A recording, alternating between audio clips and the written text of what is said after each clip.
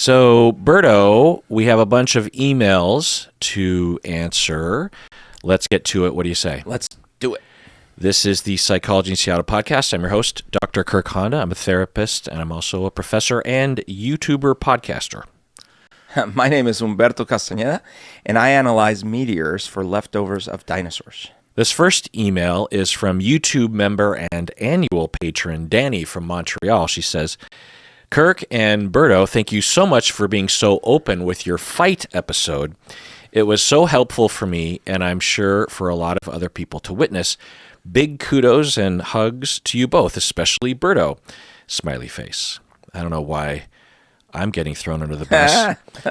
This next email is from anonymous listener, and it has to do with jealousy. She says, I'm a big fan of your podcast and videos, and I watch it a lot to get some insight. I watched your video with Humberto on jealousy, and I enjoyed it a lot. Recently, I discovered the term retroactive jealousy after discussing my obsessive thoughts about my partner's past with someone. I'm curious to know your take on it. End of email. So, yeah, retroactive jealousy is not a clinical term as far as I know, but what the decided upon definition is that you get jealous about your partner's past sexual relationships or past relationships. Berto, what do you think of it? Oh, yeah. I can so relate to that term. Not anymore, I guess, but so a couple things come to mind. First of all, in college, my first year of college, I'm dating this person, and we started having a conversation about prior experiences. And then they mentioned some prior experience they had. And all of a sudden, I get super jealous. Again, this is before we were dating. At this point, we barely even been dating very long. And yet I feel like this intense jealousy. And I felt entitled to the jealousy. Like in retrospect, it was, when I look at it, I'm like, oh, okay, this makes sense because at the time, even though I had barely started dating this person, I was sort of like idealizing them, putting them on a bit of a pedestal. And all of a sudden, and, having been raised in a patriarchal Catholic society where the woman is supposed to be pure and virginal at all times until I am the first one to define, like just that whole mess of stupidity. Plus, my trauma with my mom abandonment, all these things in that moment brought this like rageful jealousy of like, what? And it was really, toxic, but I didn't realize it at the time. At the time, I felt entitled to feeling jealous, like it's this possession over someone's past. Yeah. Right. To piggyback on what you're saying, if there's different levels to this. So if someone is having what from the outside or even on the inside would be considered excessive jealousy, then it probably means there's some abandonment trauma or some issue going on there. And that would be a red flag or a barometer indication of attachment security work that needs to be done or trauma recovery or something. Because that's all jealousy is. It's we're worried we're going to lose someone. We're worried that they're going to leave us. And even though it's not logical, you could see how it could raise that even for someone that is attachment secure, it would raise a tiny question mark. It's like, oh, I'm not the only person. I'm not that unique. Yeah, they like other people. They liked that other person back then, and that, I guess, by definition means they could love someone else in the future or now. Right. That's a tiny little question mark. For most of us, if you're attachment secure, you don't even notice the question mark because it doesn't affect you. But there are different levels to this because if you're just having a regular conversation, then that's one thing. But if you put that on one end of the spectrum and at the other end of the spectrum, your partner details every thought and memory. They show you pictures and video of the two of them having sex or something. Oh my God. And this is where I climaxed. Yeah. You'll notice my face looks happier than it's ever looked with you. Right.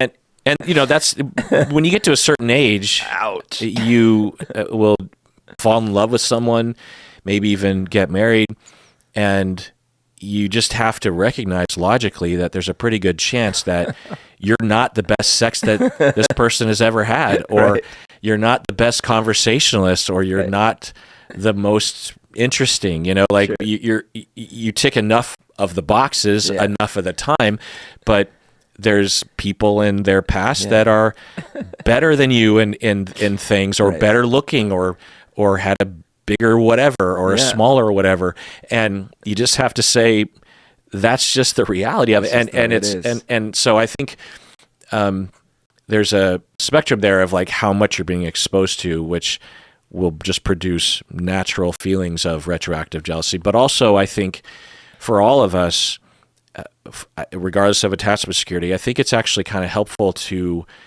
expose yourself and kind of wrestle with whatever comes up, and don't avoid it, because I think to avoid it is to just kick the can down the road and deny yourself an opportunity to kind of wrestle with it's sort of like with death in a way, that if every time you think about death you just avoid it, then you're just kicking the can down the road and suppressing, and bad things can happen. And I think there's an opportunity there to have a realistic understanding of love and closeness, that even though in all likelihood, my wife has had better sex, or has been with more interesting people, or at the very least, she had good sex, or she had good moments, or she had laughter, or she was in love,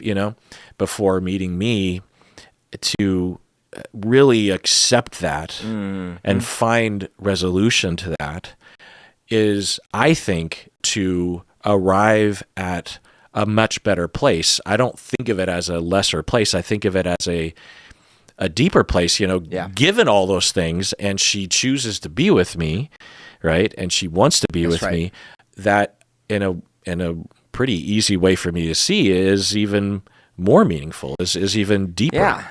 Well, so a couple interesting things come to mind. One, this was a pivotal moment for me in my psychological development or psychological history, because up until then, I had previous girlfriends that I actually absolutely had reasons to feel jealousy about, because they were not a whole bunch of, but two specifically. Well, one that was just no good, that I absolutely, and yet I didn't have those feelings. And then another one where she was completely open and I was clear about everything, but had a ton of previous experiences and had told me a lot about them, and I didn't feel any of those feelings. And this came after those experiences. Right. So I was at the right or wrong age or whatever, and my brain, the deepest parts of my recesses were starting to come up from trauma and other things. Plus, it was the right or wrong person at the right or wrong time, that all of a sudden these feelings bubbled up that I had never felt before. Very interesting. Number one. Number two, I wish I could go back to that moment quantum leap style. Because, man, imagine if I could have in that moment said, oh, you know what? First of all, part of me feels like it might have been a mistake for me to ask you in the first place. Part of me is sort of glad that I did, but I got to let you know how I'm feeling. Ask you about your past relationships. Yeah. But I got to let you know how I'm feeling. I am feeling, challenged with this. I'm feeling threatened. I think part of it is because you might be a little more special than I felt before. And of course, how much disclosure would you do that early in a relationship? But either way, I just wish I could have had this conversation, or a version of this conversation, to say, so I have to let you know I'm feeling, which is totally not your fault. It's all my psychology. I'm feeling these weird feelings in my head of jealousy, even though I fully understand, Instead, I made the poor girl feel terrible about her previous behaviors. Yeah. And it's so sad. Yeah. And of course, I didn't have any of those tools. She went on to marry you and have kids with you. Yes. So, spoiler alert. It worked out in the end. All right. Another email, anonymous listener. She says, my partner and I have been together for 4 years. I recently found an active dating profile that he created. I checked his email address, and the account was made 3 days ago. Thankfully, I found this very soon after he made the account. When I asked him about it, he said he is feeling depressed and low self-worth, and this is why he created the account. He was not looking for sex or dating opportunities. Have you found this is something that people with depression will do to fulfill some kind of unmet need? I'm just wondering what your thoughts are. Berto, what do you think? Creating an account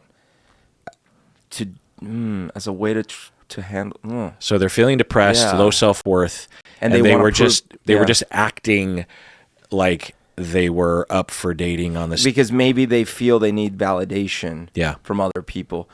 That seems or a fantasy out of No, I could see that. I could totally see that. That need for validation not coming from either because they feel like they're not getting it, or even if they are getting it, it doesn't feel meaningful to them because they're like, well, yeah, this person has to say that or behave that way, but the rest of the world hates me. Yeah. So I could imagine. I don't know if it'd be something someone would do consciously, but I could see that happening like subconsciously, like because the surface rationalization would be like, I'm just tired of this relationship, or I just want to see what else is out there. But it could actually be triggered by feeling insecure. Yeah, and we'll just add this to another reason as to why people cheat other than what everyone assumes, which is that he's a narcissist. Going on, an anonymous listener, a different one, he says, me and my partner have been together for a few years now. I caught my partner sexting someone that she met online. A few years, I caught my partner sexting with some. When you hear sexting, I think of two different major categories. Sure. One of them is like sexy talk, like lurid, ooh, then I would do this to you. The other one is pics. Right. Yeah. Yeah.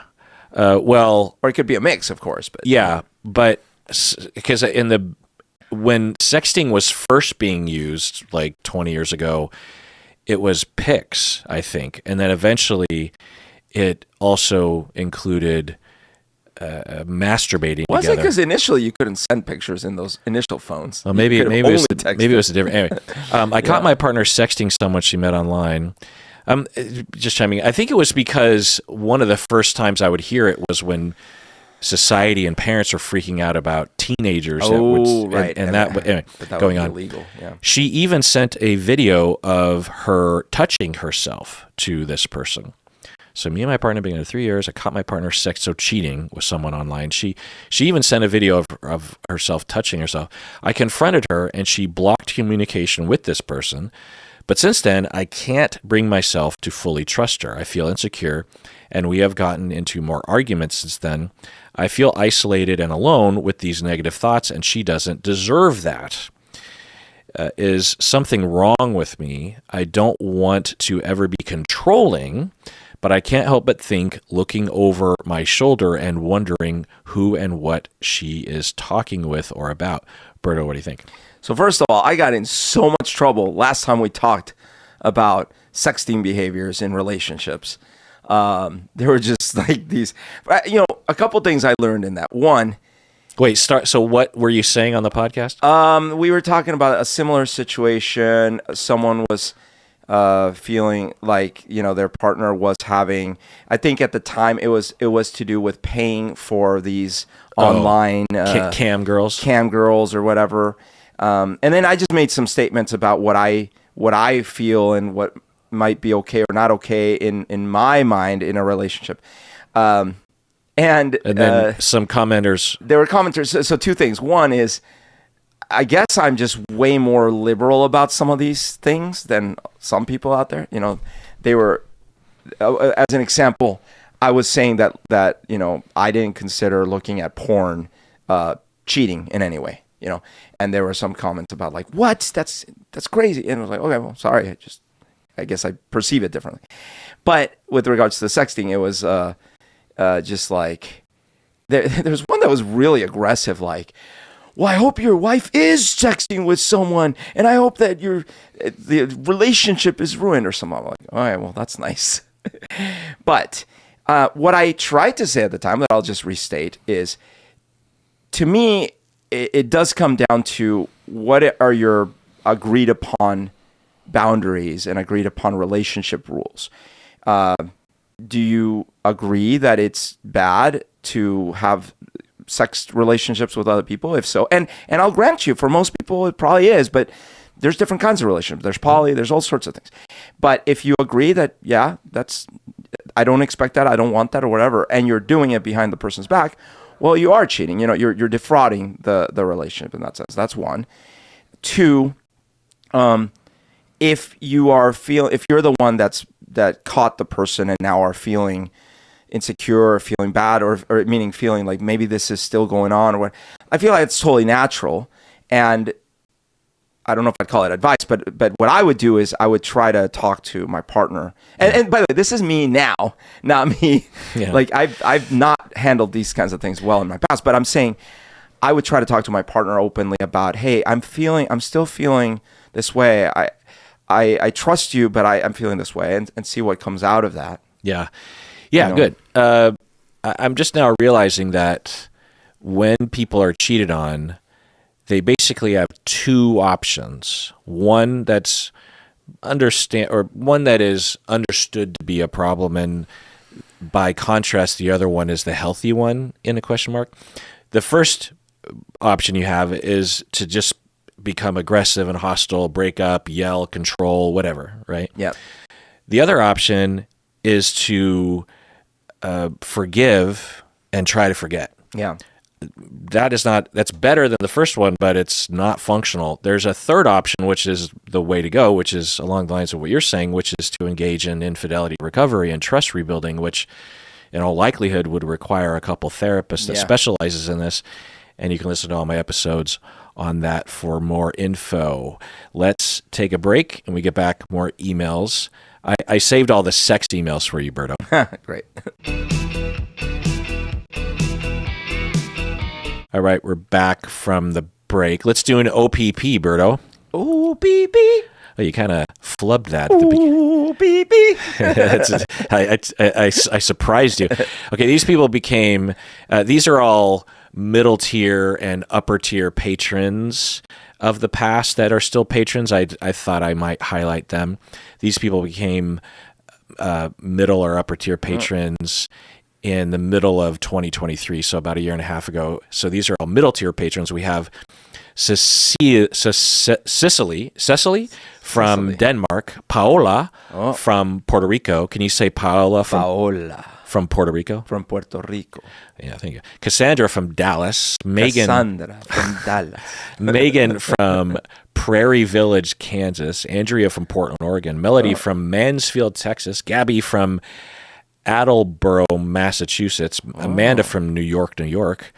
Leah from Rockland, California. Sarah from Elgin, Texas. Nice. Another Sarah from La Mesa, California. Inga from San Jose, California. Dana from Frankfort, Illinois. Sarah from Nyack, New York. Athena from Pennsylvania. Lisa from Waddington, New York. And Julieta and Kiartan, I'm guessing, from God knows where. Thank you for becoming a patron. Thank you for becoming a middle tier patron. And thank you for staying a patron this whole time. Amazing. Next email. Anonymous middle tier patron and YouTube member, Stephanie. She says, Bonjour, Psychology in Seattle, Kirk, and friends. I am curious if you have any possible advice or ways to communicate with my partner who does not seem to want to have sex with me. For context, I am a post-surgery trans woman with trauma related to molestation when I was young and later assaulted while in the military service. I also am diagnosed with borderline personality disorder. I am also seeing a therapist and starting my ninth year together. My ninth year together, either with the therapist or with the partner.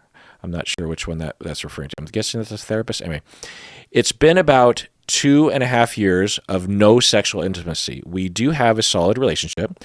We communicate and listen. We do touch and have cuddles and other forms of intimacy, but nothing sexual. When we met, we did have sex, but this has all stopped. I have brought it up a number of different times. I have tried explaining my desires and needs. I have listened and empathized with my partner who said that they didn't feel attractive.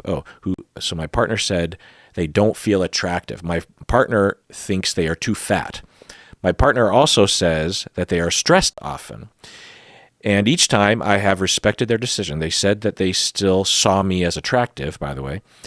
I am a bit at a loss at what else I can do or we can do to bring this back into our relationship. I'm afraid that the longer we don't have sex, the more challenging it will be to re-engage. And I feel bad that I am having dreams of sexual encounters that are not with my partner. Lastly, I struggle too with some of my familiar borderline personality disorder sentiments of not being good enough or failing somehow to be desirable. And I get afraid that this might be the end of our relationship. End of email. Berto, what do you think? What a difficult situation, man. I'm so sorry to hear what that person had to go through early in life. Okay, I can relate in some ways to those feelings of, I've certainly had times in my life where I didn't feel attractive or I wasn't in a good state mentally. And like usually, especially anyone that knows me, I love women, I just love the idea of sex and all these things. But I've had plenty of times where I felt like I wouldn't have wanted to in those moments. And it would have nothing to do with the other person or anyone. It's just all me. I can relate to that feeling and you would think, but can't you just like do it for the other person? But in those moments, it doesn't feel that way because it is a depressive feeling of like, anyways, so you can't even get turned on basically, so I could see that being an issue. It's great that they talk. They're ahead of the curve in that way. Yeah. The obvious thing would be, therapy together and things like that. I don't have any specific advice other than that, but I will say that what I wonder is if in those frank conversations, this person has expressed that they might also be being made to feel unattractive through this process. Because, it's clear that the other person said, hey, I don't feel attractive. But I'm imagining, maybe I'm wrong, but I'm imagining that might be happening for them too. Like, well, is there something wrong with me? Like, why are we not? So, yeah, I hope that they can find. Now, granted, I will also say that you might need to be a little selfish at some point and say, hey, I'm going to draw a line. It is important for me to have sexuality in my relationship, and I love you, but if we can't, I might need something else. That might be necessary. Yeah. So I'll try to be brief, but libido, body image, comfort and sexuality are way more complicated and more central to all of our soul and everything that we are than is typically talked about. If you present this question online, they'll say, well, you should just leave them, or maybe spice up the bedroom with role play or some candles up. Yeah, have a night out or whatever. And it's rarely helpful. I'm not going to go in that direction because there's so many complicated things. Is there a pathway for your partner to regain libido, to accept who they are and their body, to reject all of the internalizations of society about being fat? And also, it's possible that your partner is depressed, like clinically, and therefore it's going to be really hard. Are there medications involved? Are there other physiological reasons? The stress that your partner is under? There's so many things that are not easily changed. There's a possibility that a little tweak here and there will work, excuse the pun, but there's a possibility that it could take 15 years of in-depth individual and couple therapy to eventually get to a place where the libido returns and the two of you are having sex again. So it's you've identified the main culprits in all likelihood. It's just unclear how important they are. The other thing is that a lot of couples that are posting pictures on Instagram and they look all lovey-dovey and everything's fine are having similar problems or the same problem, meaning that it's not that unusual to have a situation like this, and it doesn't necessarily mean that your relationship is doomed or is a problem, or that you have to run or something. There's sometimes this assumption that if this happens, then it's inherently a bad relationship, or that there's someone else out there that would never have this problem or something. Yeah. There's no one Instagrams about the fact that they haven't had sex in a couple of years. Yeah. It's just not. I mean, maybe some do, but it's not a common thing. But it's not that unusual. Yeah, like feeling cute, tee-hee, haven't had sex in 2 years. Yeah. Maybe I will later, but probably not in another 2 years. Right, no one right. does that. We love each other, even though we haven't had sex. And so it's not as unusual. I'm not saying that you're supposed to just accept it. I'm just saying that this is something that I would hear from clients very, very often. And there's roads you can take, but if you want to be in this relationship, which it sounds like you do, then the first phase often involves, with the clients I'm working with, of just trying to accept as it is right now. You want to change it, but just saying, I'm okay, my partner's okay, our relationship is okay, we're way better off than other couples in a lot of other dimensions, and we'll work on this, but we're not failing as a couple, my partner isn't failing as a partner. These things happen, and it happens. It's really quite normal and common. And then some of the things that you said is, I'm afraid. I'm afraid that the longer we don't have sex, the more challenging it will be to reengage. Yeah, but it's been 2.5 years, so it's not gonna whatever awkwardness is there is not likely to increase dramatically over the next 6 to 12 months, because whatever awkwardness has already been after established. 6 hours of not having sex, it's awkward enough. Yeah. And also the fact that you're having dreams about sexual encounters with people that are not your partner, that might not have anything to do with what's happening. Yeah. That could just be the way that your brain is just randomly working. It's hard to know what we think of. There are, there's no way to know, but I have ideas as to why our brain will latch on to either someone that's not your partner, or even just sort of a faceless person, like someone that isn't someone that you recognize in your dreams. And it's because one of the things that I think about, depending on the dream or how I'm interpreting things, is that our dreams are not meant to necessarily be this direct one-to-one correlation with the reality of our life. They are very symbolic, right? So I guess the tempting surface level, and it could be this, is like, oh, we're having these dreams. This means that this is the first slippery slope step to cheating, or you want to have sex with other people. Yeah, it could be that, but there are thousands of other things. Yeah. You could just be horny and thinking about having sex, and for whatever reason, your brain just popped to this random person because your subconscious doesn't understand monogamy. Right. Or it actually was your partner in a way, but your brain jumbled up the face. It's the way you want your partner to be, maybe, or something. Yeah. Yeah, right, Like right. Yeah, like your brain can't. You want him to be having sex with you. Right. Yeah. Your brain is like, well, my partner is no longer a sexual creature, so I'm actually wanting to have sex with my partner, but I need to, in my dream, actually put this other skin on the sexual because I'm still wrestling with, is my partner sexual? It's just hard to know. What does it mean if you're having a dream where in your dream you're having sex, but you're actually, while you're having sex, you're fantasizing about having a dream about someone else? It means someone has incepted you. Yeah. And just, I hope they use the condom. And just stick with it because there's zero consequences when you're in a dream within a dream.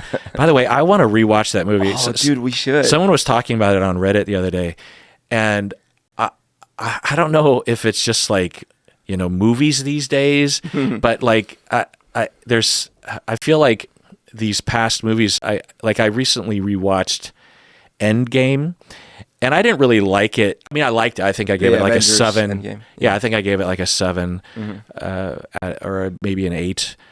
And I remember enjoying it. But given just the landscape of action movies these days and just how shitty ass the writing is, it's great compared to that. When I rewatched it, I was like, oh my god, like, I mean, that wasn't even that long ago. But I feel like the days of good writing in action movies or Star Wars movies is... Anyway, let's take a break before I go down that road. All right, we're back from the break. Let's do an OPP. OPP. Nailed it. So these folks became annual middle tier. They are currently annual middle tier patrons, and they've been that way for about a year and a half. We have Emmy from Claremont, California. Nice. Marya from Chicago, Illinois. Karen from Torrance, California. Layla from Gold River, California. Layla. And Tess from God knows where. Thank you so much for becoming a patron and being a middle tier patron and being an annual patron. Wow. For you patrons out there, if you can switch to annual, that is a discount to you, and it also helps us to be able to predict the future. Okay, another email here, anonymous listener. They say, oh, by the way, this has to do with sexual abuse.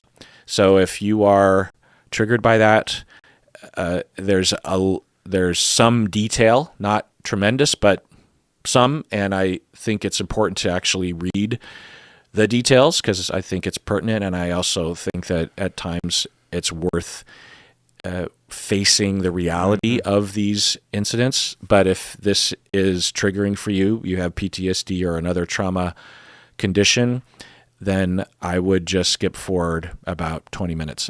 Anonymous listener, they say, I am a 29-year-old woman, and my brother is now 27.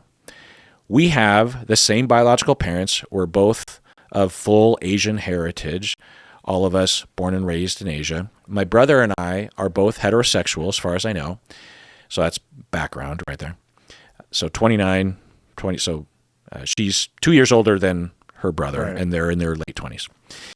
When I was somewhere between 8 and 12, I can't remember the exact age, and my brother was between 2 years younger than that, we discovered porn DVDs with white actors and actresses, by the way, from our parents' wardrobe.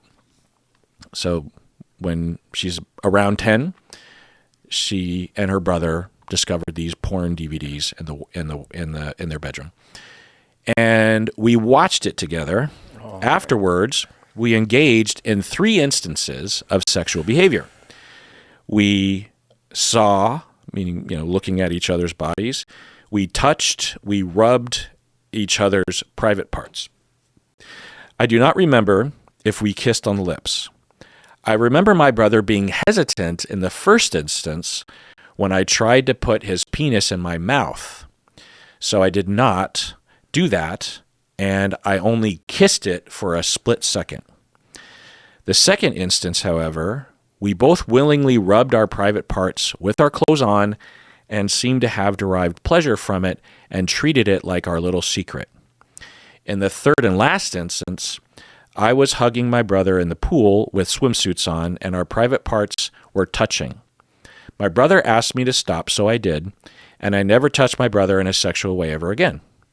My parents knew. They found out that we watched the porn DVDs, and they lectured us about it. Our domestic helper told the parents. But they did not seem to know about any of the instances of our sexual behavior. I have always had an immense curiosity for everything, even as a child. I have a lot of initiative and can be a bit strong-willed. I might have heavily persuaded or even begged my brother to engage in some of those behaviors. I had not thought about this for years, partly because life went on, partly because once I realized I had this memory, it was extremely frightening, shameful, evil, and even criminal to even think about. I believe I deserve to be punished for the rest of my life if my brother ever got hurt because of what I did.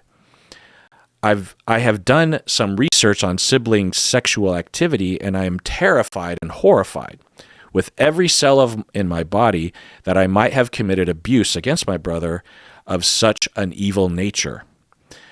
I did not ever intend to hurt him, but I know he could be hurt from this. He might, for example, have trouble forming physical intimacy with others. I really am not sure, mostly about how to deal with the implications if I really was an abuser. I would just like to get some pointers on where to go next, if I even go anywhere with this. I could try to bury this until I die, but it gets harder over time as I am now in therapy healing from my childhood trauma. Thank you, and thank you for reading this email if it got to you. Berto, what do you think? Well, this is very, very touching and difficult. And no, I don't mean that as some weird pun. It's just, obviously it's personal to me because, I had the abuse when I was little.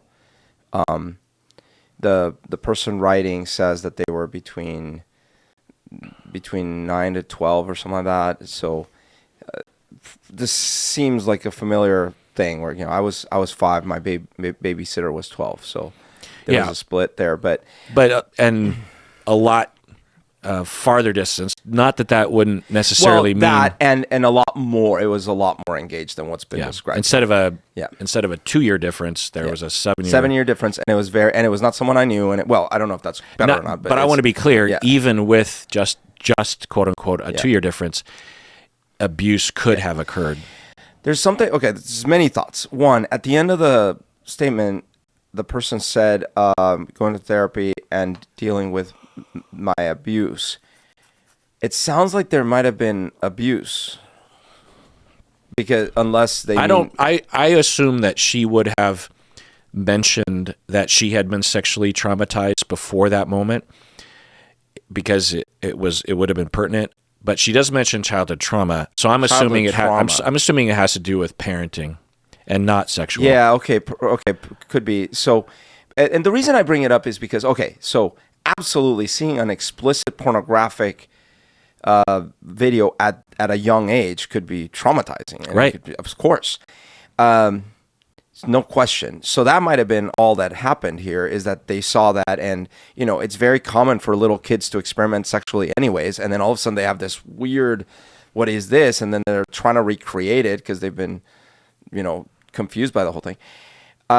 It could also be that there was some trauma, even if it wasn't sexual. It could be a domination. It could be like verbal abuse. It could be any number of things that was compounding the reasons why this older sibling was. Oh, I see. So if she had been verbally abused or dominated or threatened when she was younger, then these events, watching the video could have compounded the already trauma that was happening. Who knows, right? Yeah. But so things that come up for me. So one, I absolutely, now in my case, it wasn't watching a porno. It was being, very directly molested. But that changed my perspective of sexuality for sure. I think in my case, I look back, there was a lot of people have these stories of, me and my friends or me and my cousins experimented at these young ages with some stuff. And that also happened to me. There's a couple things. Nothing ever happened to me, or did I do something as bad as what happened to me when I was 5. And in fact, nowhere near. Yeah, I was going to say it was nowhere near. Not even close. It was like, I'll pull down my pants if you should, this kind of thing. But there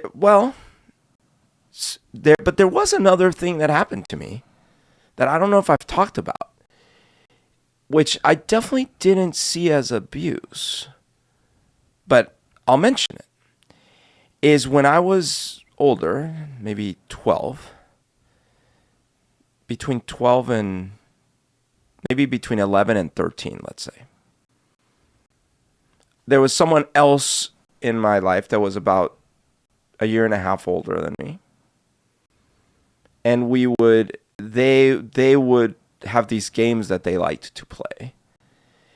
We didn't take our clothes off, but there was a lot of implied.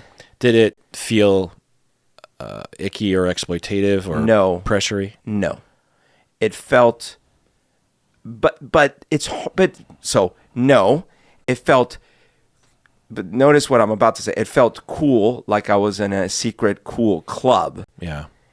It felt their club. Great, their club. So if the two of you are in a cool little secret club, that's one thing. But you're in their club. Yeah. It's their house. It felt neat. But it's also something that was still secretive that I couldn't talk to adults about. Yeah.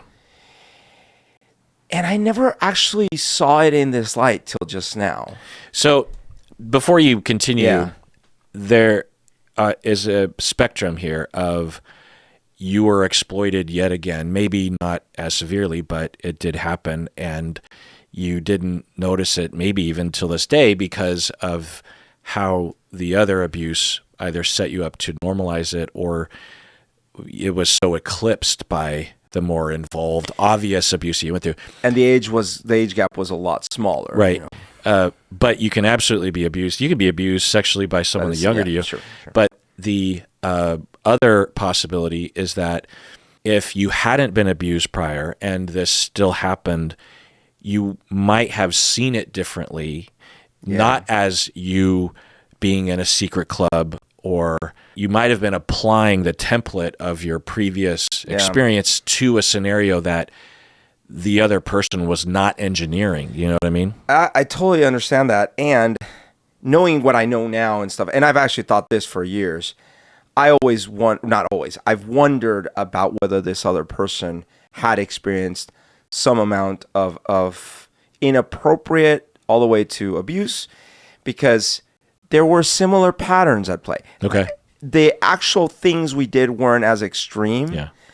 But similar patterns meaning them to you. Yeah. So it's something we're going to do. It's secret. We can't talk to others. They were the ones orchestrating. Yeah.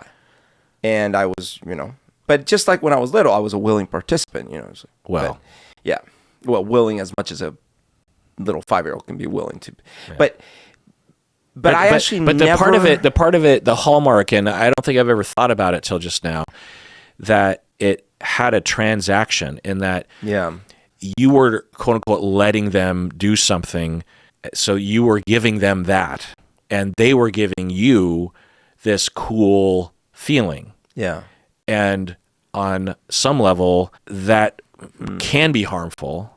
But what we would hope is that if two young people are going to be exploring, and really at that age, it's like you're getting into puberty, so it could just be teenagers having physical. We didn't have a familial relationship. We weren't blood. Okay. So to your point, it could have simply been right. Also, hey, we're just starting to be of that age. Yeah. So it can have that element, but the fact that you felt the sort of summary is like, well, I felt like I was being let into a cool club. Yeah. I don't know. I'm sort of thinking out loud. It feels like possibly an indication of a transaction where you had to give something up that you didn't really want to give up, or at least in that way or something. And they convinced you to do it by giving you this gift of coolness. You know what I mean? Yeah. So like in the moment, I definitely wanted to do what we were participating in. I felt like, yes, this is great. But I also saw at that point, like you said, I was becoming a teenager. So I was like, well, I don't know. Well, and also quote unquote, you wanted to do it when you were 5. There is a big difference though, because when I was 5, the actual acts didn't interest me at all. And I didn't really want to do it. I distinctly remember, I have this horrible memory, sitting there frozen, not wanting to do what is being asked of me. Ugh.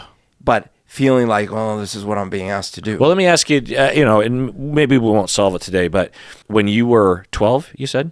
I think it was between 11 and 13. So we'll say 12. Yeah. Meaning it happened multiple times. With that person? Same person. Same. It was an ongoing thing.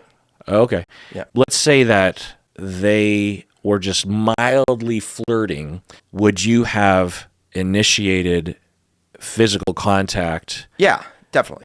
On your own volition. If I was definitely attracted to that. And you would have done these things not because you felt like they were touching your sexual abuse pattern. But it would have been different.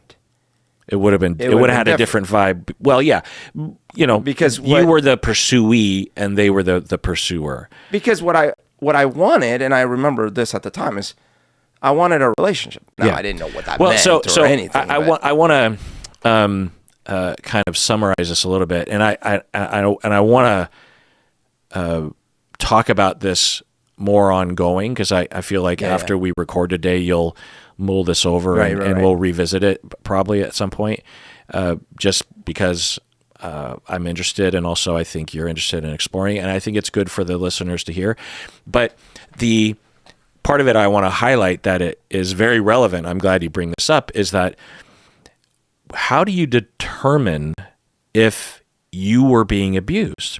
You look at the age difference. Right. Okay, that's one thing, and people will just draw those conclusions on age, and I think everyone has like a different gauge. I feel like a lot of people would say like, well, 13 and 12, is that abuse? And also the age of the younger person is like, well, 12, that's right on the line. In terms of what culture will say, and then I'm working. It's not frequent that I'm in this space, but I've been in this space clinically, where I'm asking you these hypotheticals to try to get at, was coercion occurring? Because if we asked you about when you were 5, you would say, no, I would not have pursued sexual contact with her. Not at all. That was not even on my radar. And that was a key difference, is that what I wanted, actually, no, actually, it's different. The key similarity is that in both cases, what I wanted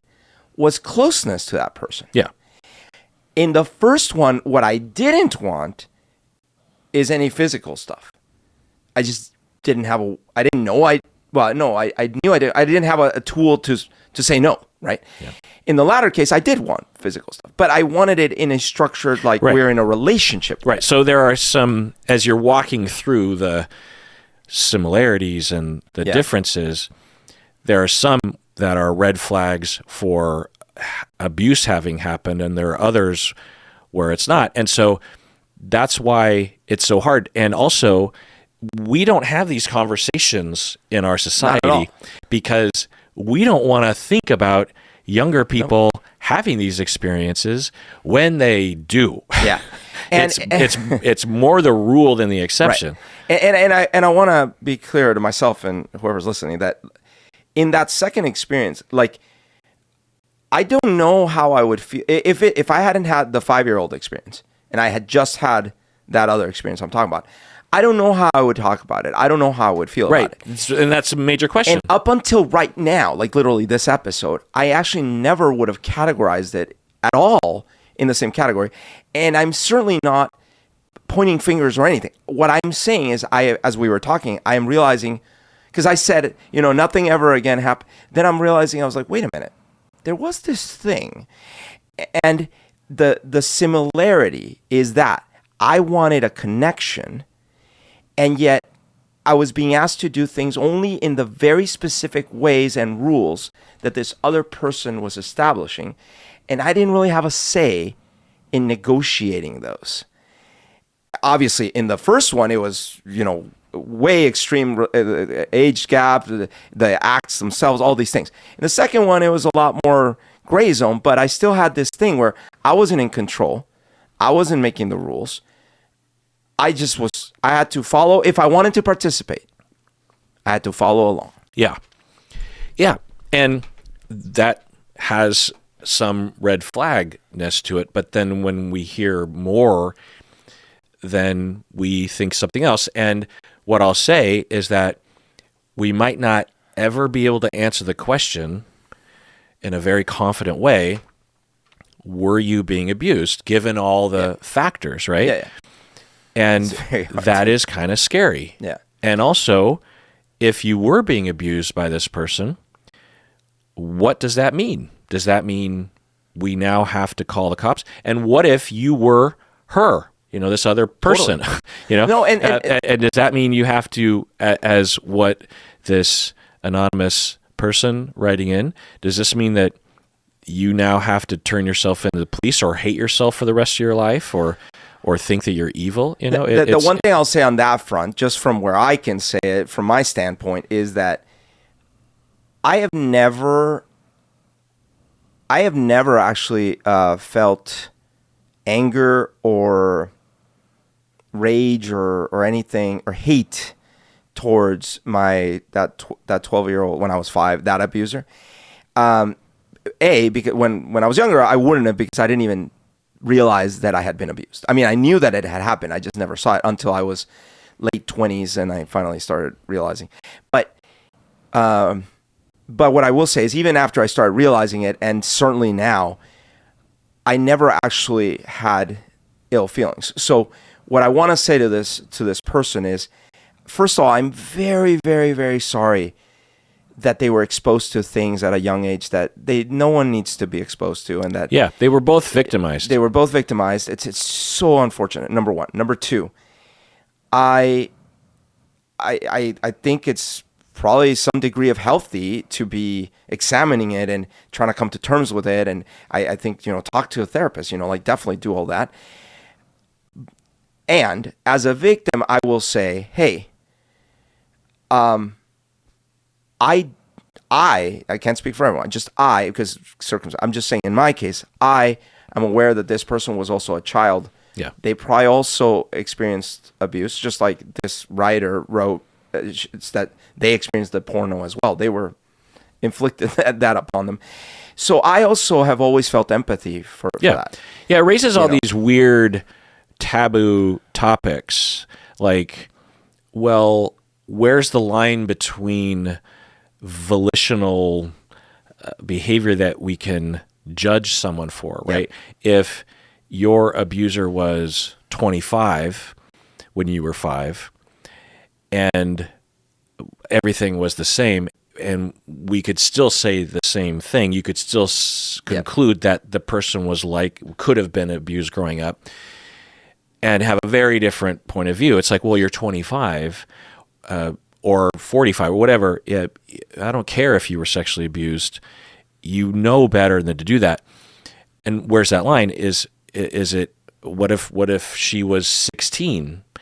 Does that change it? Depending on my feelings would be very different too if I had felt, and by the way, I'm just going to clarify again. I'm not saying this is the way you should judge these things. I'm just saying, in my own personal opinion, for me, if my experience with this person would have been that they were also, physically hitting me, and they were also demeaning me, and they were treating me like garbage on top of this, then I probably would have very different feelings. Yeah. In my case, it was someone that I actually looked up to. I got along really great, and in that babysitter kid way, and now as an adult looking back, I'm thinking, oh man, yeah. Girl. This difference always reminds me of this one very fascinating and moving interview that I had with someone on the podcasts 5 or 6 years ago. he talked about how when he was young, as a child, he was involved in a child abuse sex ring. Yeah, I remember you in his community, and the gateway into it was he had this neighbor, I believe, who was a pedophile and acting on it, and was grooming him, and then eventually sexually abusing him. And this guy he lived by himself. He was a grown man, like 35, 55, and he was the kind of sexual abuser who would not hit or threaten, but all the grooming was there, and all the abuse was there, and all the harm was there, right? And then that introduced him to this larger world that this guy was a part of, which was a sexual abuse ring of people in the community. And there was a guy at the helm who, what the interviewee in the podcast would say, was a sadistic psychopath, right. Someone that had no conscience and wanted to harm everyone, and was sexually abusing people, and was maybe even making money by selling these children to these other people. From my memory, the interviewee said that one of his teachers from school was like a woman teacher, was one of the customers, and the teacher was mostly just physically and verbally abusive. Like once they were alone in a room, she was sexual, but she was also just abusive and sadistic towards him. Oh my gosh. And so for the interviewee, what he'll say is, look, everyone was a problem, but the first guy, I still have fond and some positive feelings about. I don't with that other guy, and I'm still trying to figure. So it's complicated as a thing, and it's not just Stockholm syndrome. No, it's way more complicated than people say, and it's important to point this out because a lot of victims will be very confused by having positive feelings. Yeah. Because a lot of the victims were being neglected or abused otherwise, right? That's what can lead them to being more susceptible. At the very least, they're not being supervised properly. Yeah. And they actually might see their abuser if it worked out. And I think the interviewee would say this, is that it was, in this fucked up way, one of the nicest relationships I'd ever had. Anyway, so getting to the email, first off, anonymous listener, I commend your bravery for exploring this and for emailing in. The vast majority of people would sweep this under the rug, go into denial. They would say, we were, it's fine. I didn't abuse my brother because I'm not an abusive person. I'm not saying that you did abuse, but the bravery that you have to ask these questions of yourself and explore it in an email with us, and to offer yourself up as an example for us to mull over, I think is very commendable. One of the most astonishing things that I have experienced as a podcaster is when perpetrators or people who worry that they're perpetrators will email in or comment below on YouTube. And that's not something I would have predicted, because you would think perpetrators would deny or avoid or something, or justify to themselves. So many people will come forward and say, like, I think I'm abusive to my wife. And hearing your episode and hearing you talk about it in a nuanced, accepting way, but also pointing out that perpetration is wrong and harmful. You're not avoiding that topic, but you're also not saying that everyone that does this is deserving of being pushed off a cliff. Anyway, so I commend your bravery, but let's review some of the details here. Again, I want to emphasize, you said that you were 2 years older. You're still 2 years older than your brother. When you were around 10-ish, the two of you, you're wondering how mutual it was. It could have been mutual given your description, but you also mentioned that you've always been strong-willed and persuasive or active. I can't remember the exact word. So it was a long time ago. It was, 15 to 20 years ago. So you're inferring that you might have actually been the ringleader and you might have actually been coercive. You didn't use the word coercive, but that's what you're getting at. And so there's that detail. And first off, what I'll say, and Brito basically said this, is that there's a version of this story where it's just a totally normal sexual body exploration by two young people. Even if they're siblings, it's taboo, but it happens. Right. It's not an indication of evilness. It's not an indication of sexual perversion. And it's like we see little kids do crazy stuff all the time, but because it's not sexual, usually we're like, oh, that's just little kids. Like, you're like, why did you empty the entire peanut butter thing? I couldn't get it out. It's like just irrational, totally irrational. Yes.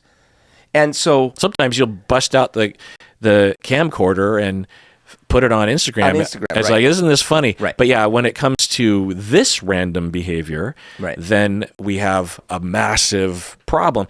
But it's more the rule. It's sexual exploration on some level is extremely normal. I did this when I was a kid and looked at a certain way. I was being coerced and abused by my two best friends because they were older than me. Yeah. But that's not how it was. Yeah. I've looked at it from a lot of different angles, and even if it was their idea, but it's hard to, it's complicated, right? Because it wasn't my idea, and there were moments, particularly toward the latter part of it, where I was thinking, I'm not comfortable with this. And there were four of us, and me and another friend, we both kind of looked at each other because it was all brand new stuff. And me and my friend, we looked at each other like, yeah, I don't think I want to do this. Right. But it wasn't like weird, partly because it wasn't like overly fraught, partly because my friends and I were allowed to explore and to not be ashamed. We knew we weren't supposed to like advertise this to the adults, but we knew we weren't supposed to advertise a lot of things to the adults.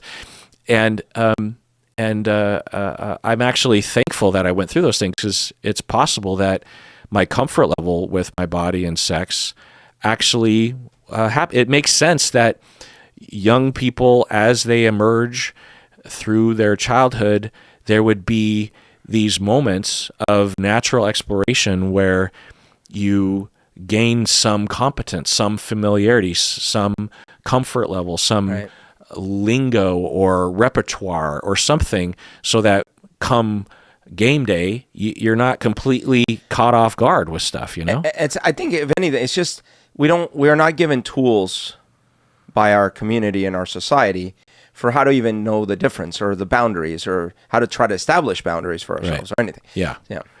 And I'm not saying we're supposed to encourage our 10-year-olds to roll around naked with their friends. I'm just saying that it's not a slam dunk indication of something horrible that happened between you and your brother.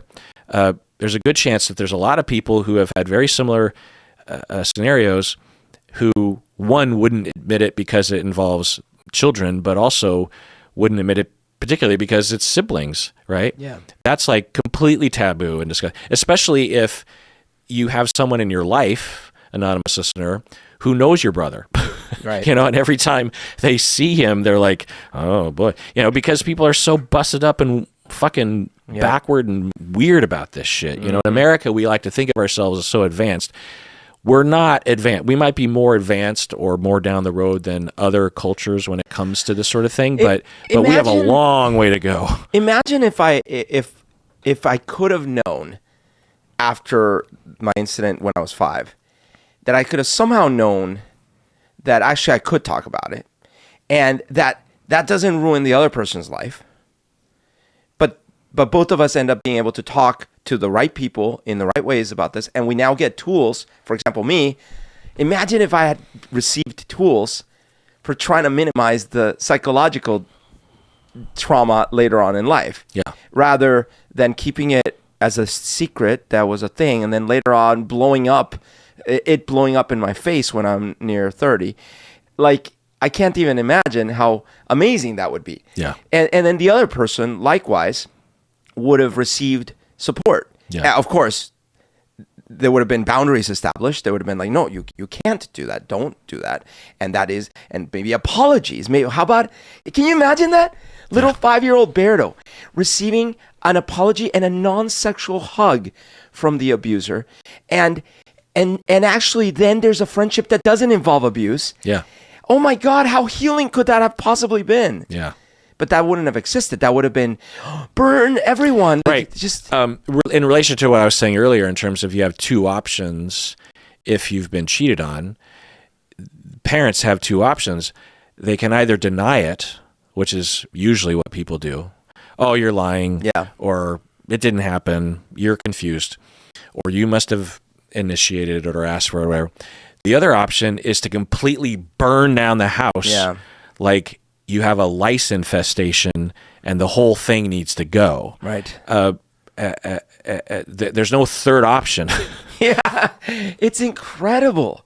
But I'm honestly feeling right now, I'm feeling what little 5-year-old Berto could have felt. Yeah.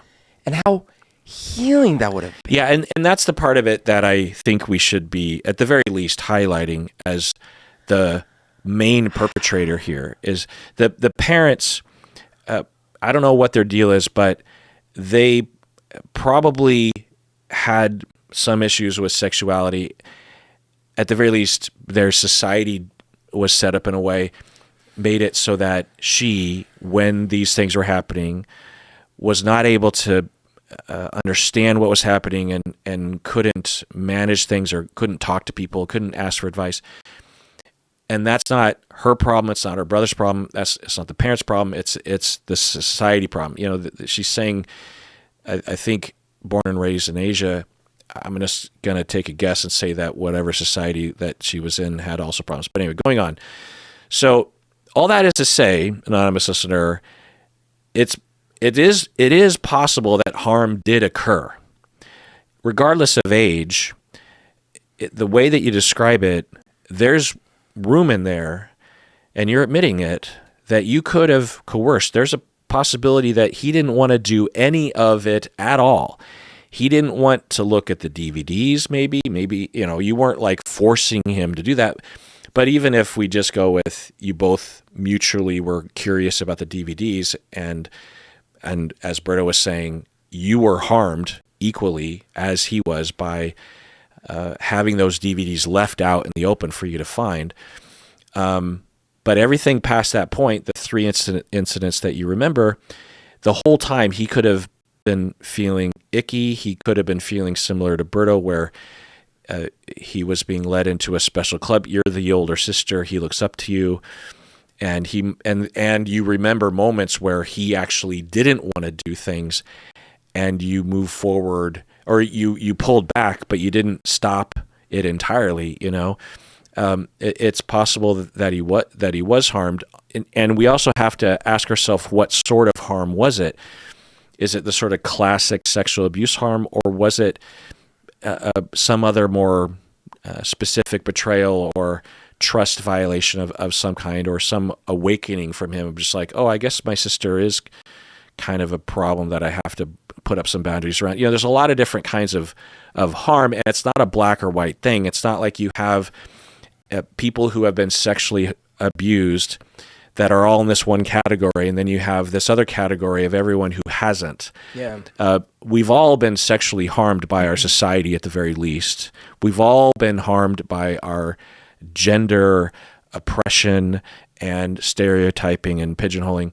We've all been negatively affected by sex negativity and shame and body.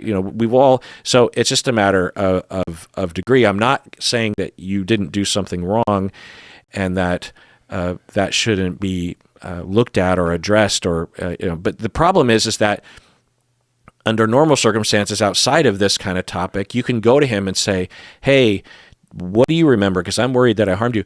There's a pretty good chance that if you did that, because that would be the logical answer to move down the road, there's a chance that he could be so busted up about this that he would just be like, what are you, that they could be more harm to him, that you're even bringing it up again. And because our society is so fucking stupid, you know what I mean? Who knows what sort of things he's absorbed since that point. And not to say that talking to him is off the table. I think it is on the table. And if that is possible, then I would contemplate that. And as Burroughs said, maybe talking with your therapist or getting a family therapist or a specialist in this kind of thing. So yeah, it's hard. Now you say you didn't intend to harm him, but that doesn't mean that you didn't harm him. Now you say that you're evil, or you wonder if you did something of an evil nature. You were a child. Now, you might have done something hurtful, and you might have harmed him. You might have also both been harmed by the DVD, but you were a child. You just really have to focus on that. You were possibly 10. You say 8 to 12, so you might have been 8. But even if we just split the difference, you're 10 years old. How could we possibly blame a 10-year-old for looking at a DVD and saying, that's interesting? And you also pointed out that they were white people. And I don't know why you told me that, but it's possible that there was some sort of fascination with white people given Hollywood. I don't know.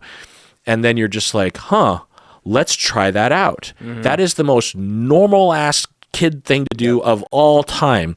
A kid watches a Taylor Swift video.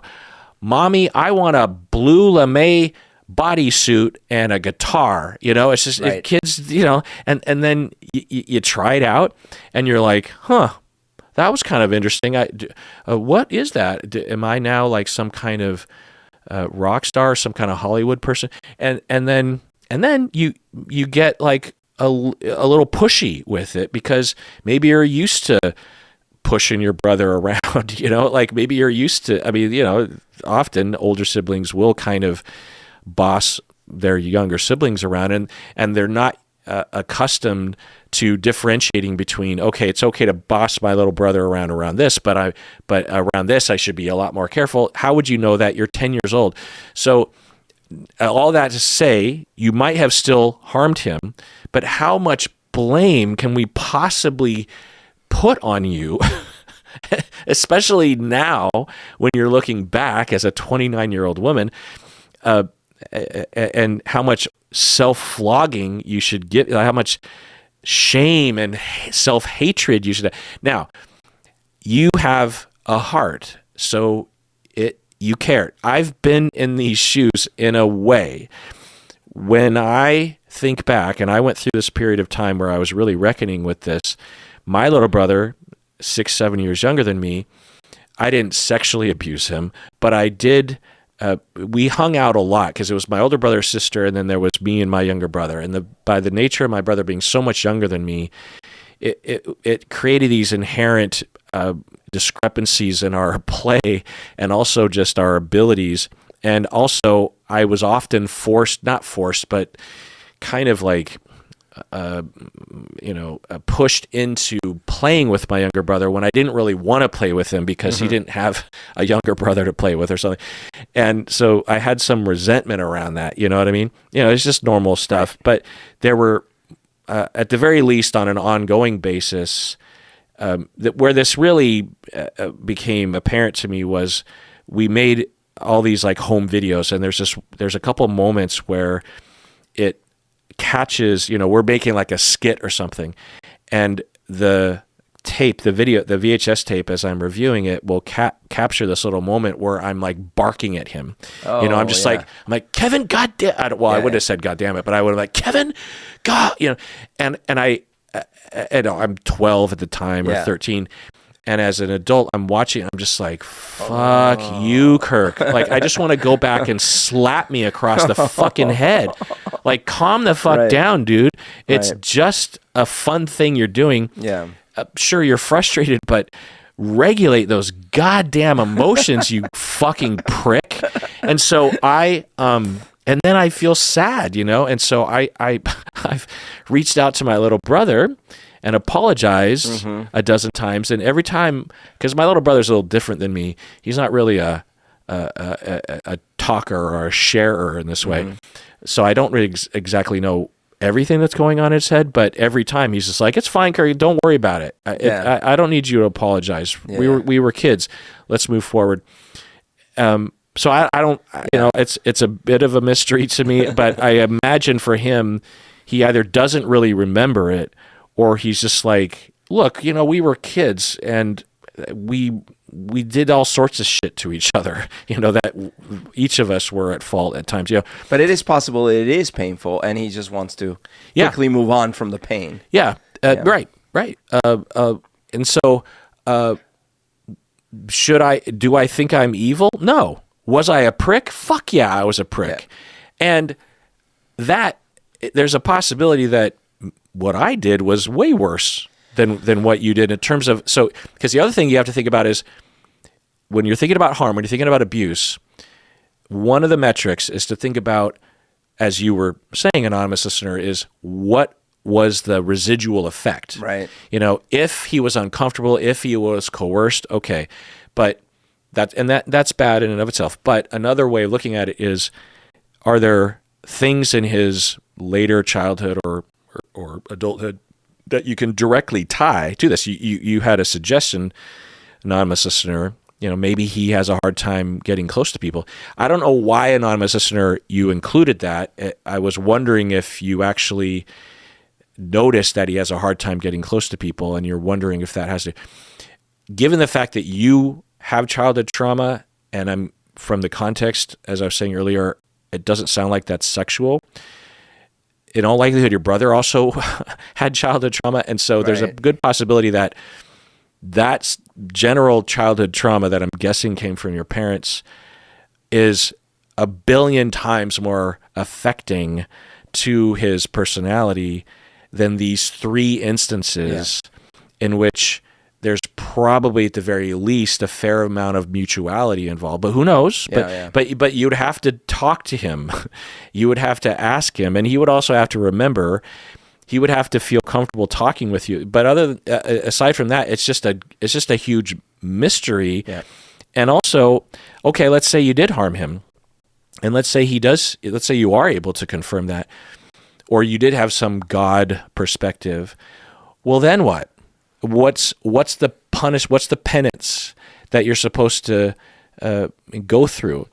You were a child. You were 10. For myself, I did bad things to my younger brother. It was on the scale of things, knowing how many things one can do to one's younger brother, it was not that bad. Sure. But they were bad, and I feel bad. When can I still like myself? When can I move forward with my life? When can I let myself off the hook, or or maybe that's not even the right thing. Maybe I leave myself on the hook, but also just move on, knowing that everyone has something on the hook of their life. And occasionally I just feel that pit in my stomach of like, dude, why did you do that?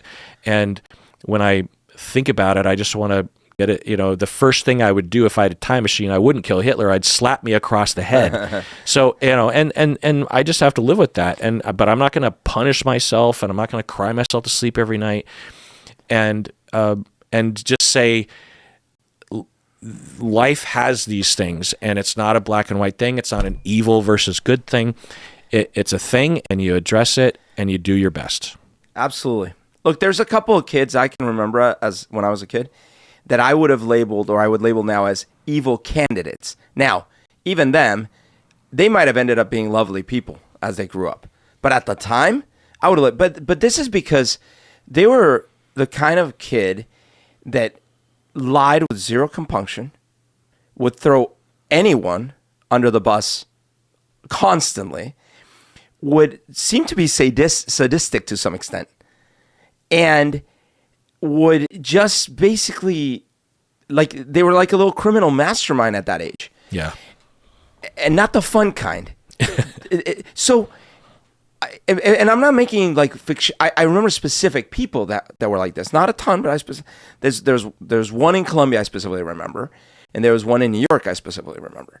And I would, but that's not the kind of person. And again, they might have grown up and been lovely people, but at the age, like I would have been like, yeah, they're training to be little mini psychopaths or something.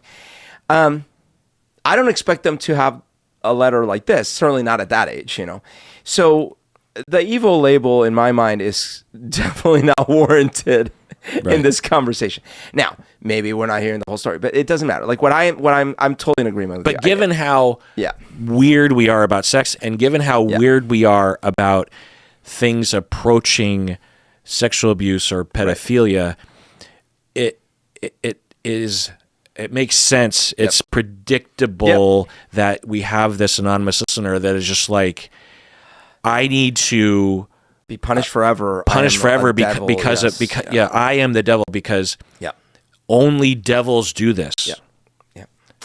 And it's like, no, it's way more complicated than that. And that's why, at this point, Berto, did you know that one of our most popular episodes is my interview with a pedophile? You've mentioned this before. Yeah.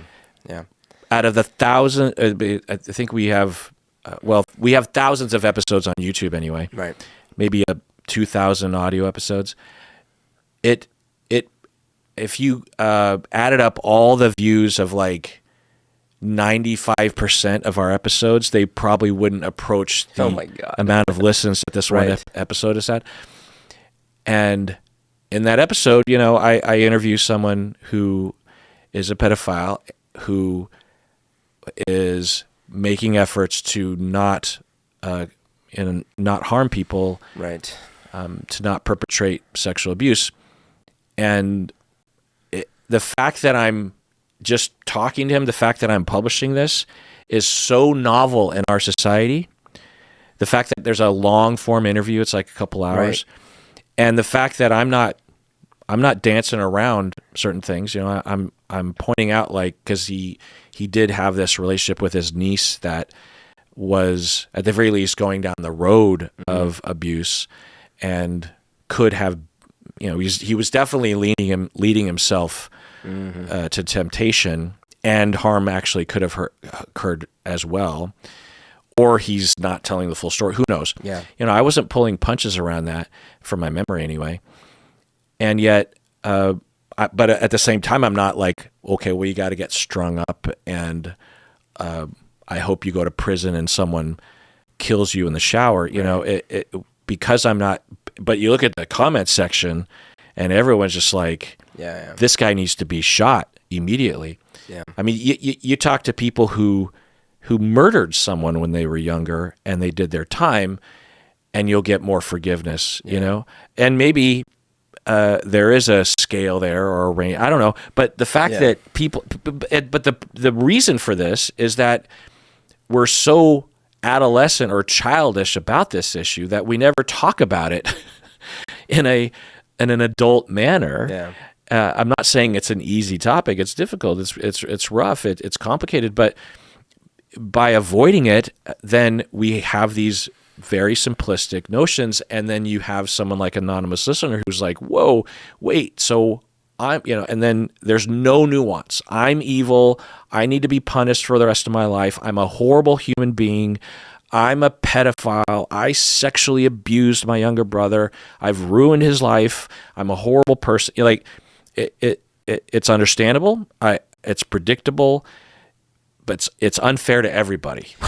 You have people in this world that not only perpetrate sexual abuse, they feel no remorse or no even admission or remorse. They surround themselves with other people like them. Yeah. Like the story I told you, that more egregious sex ring leader, that person absolutely push them off a cliff. I'm not advocating for that, but at the very least, to remove them from society, you need to not have them be. Yeah. Okay. Unfortunately, some of these people and literally call them evil and judge the fuck out of those people. Unfortunately, some of these people gain so much power that they become nearly untouchable in our society. Yeah. But what I will say, partially because we're so stupid about this topic, that when victims are victimized, we don't believe them, or they don't even tell anyone because they know we're so stupid. What I will say is that the the introspection in my mind is a healthy thing to do. The self-flagellation, I'm evil, and so I don't feel like that's healthy. But the introspection of like, wow, this happened. What should I do about it? Who should I talk to? Oh, I think those are all great things. Like coming to terms with it and deciding, hey, maybe I do, maybe I should, but maybe talking to the right therapist, and making decisions like that. I think that's all healthy. I would say like the labeling, like, oh, I'm evil, that probably is not as healthy. Yeah. Yeah.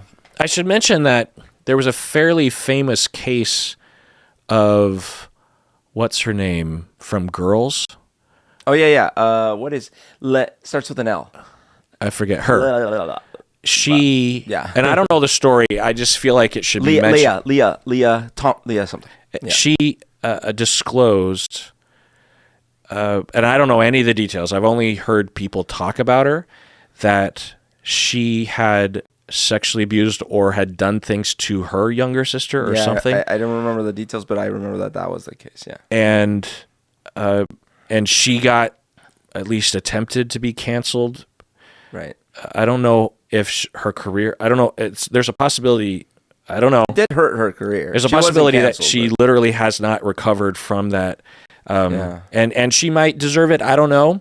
But I remember at the time, the way that people were reacting online, I was like, it felt like it was along these lines where it was just like, you're either an evil, sadistic pedophile or you're not. Yeah. And since you did something that is on that other side of the line, then you are a horrible, horrible, freakish, evil, dangerous human being. And so we need to, and it's harmful